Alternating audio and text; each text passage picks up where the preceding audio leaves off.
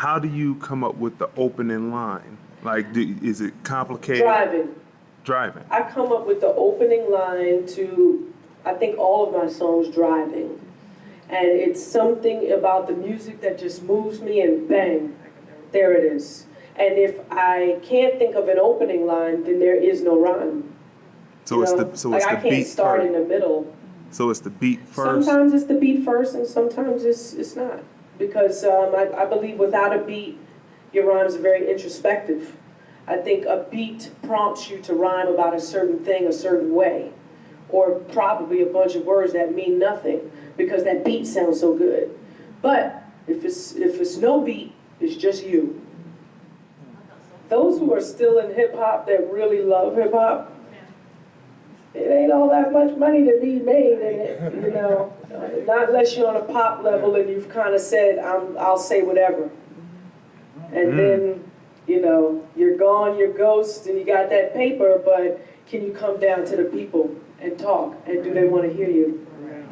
Because it moved me. So I know if music moved me, I could be a part of it and move other people. I see people not being able to write in the future. It's going to be a special skill.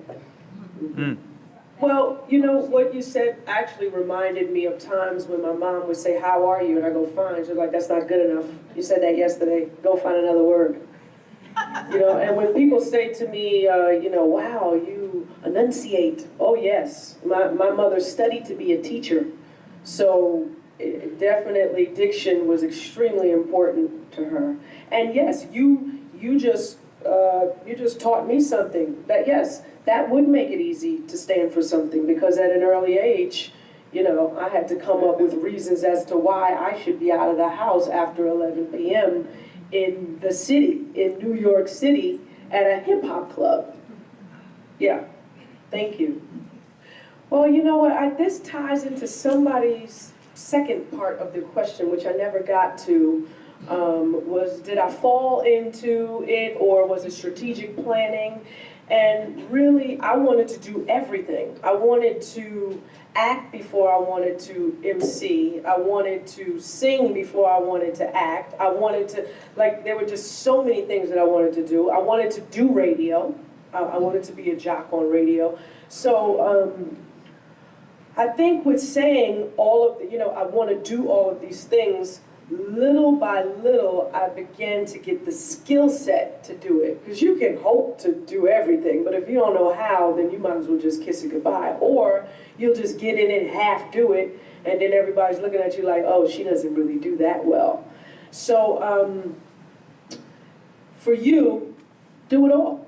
Gather up the information. Gather up the education that it'll take to do all of those, because then you become a triple threat. So when someone hires you, they go, oh, he's got background in journalism, communication, he knows what, you know, he's done radio, he's done TV. So I think it's important that you don't put yourself in a box. Allow yourself that room. You know, give yourself designated times to do all of them, so that this way you become well-versed and know it well, you know. And then for the question you had for me, there was a certain point in my career where, this is my second manager of my career. We started together in 2000, I think, and we've been together ever since. And prior to him, it was one from 86 to 2000. And he said to me at some point, you know, we should start looking at you as a celebrity and as a public figure, and not so much as a rapper, because there will be a time when you want to move on and do other things. So it's best that you set that stuff up now. So I took acting classes, I took voiceover classes. Like, all of the things that I've been able to add to my resume is because I prepared for those things. And now I do radio. I have a show called Cafe Mocha Radio. We're in about 22 cities. And so that dream came true. I've done 2 sitcoms, each for about 3 or 4, you know, years each.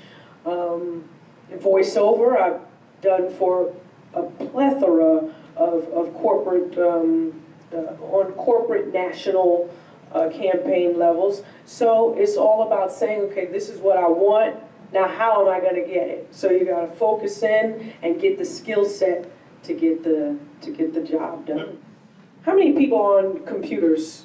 Do we get on computers? Yeah. I give a lot of music away for free online. It is the place to be, because that's where you can get it. This song, or this verse, I did with Premier, with DJ Premier. And it goes, it's called The Wonder Years. You blink and I appear from a cloud of smoke. I'm like a full court press and you choke when I'm near. Pull up a chair, let me explain how I maintain the youthful glow. For you that don't know, it's called H2O. So stop asking when I walk by how I look so young and stay that fly. It's elementary. Kick the liquor when you turn dirty 30. The rest is a secret, so I keep it for the worthy.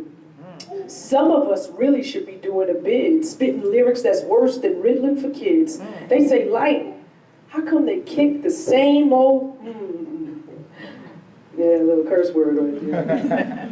They take the same beat and loop it 50 times. Why not? That other group did it. It's idiotic, average, and robotic. I keep it real.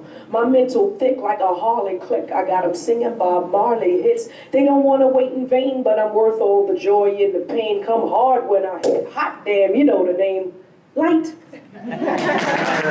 Thank you very much. God bless you. And have a beautiful time here at the symposium.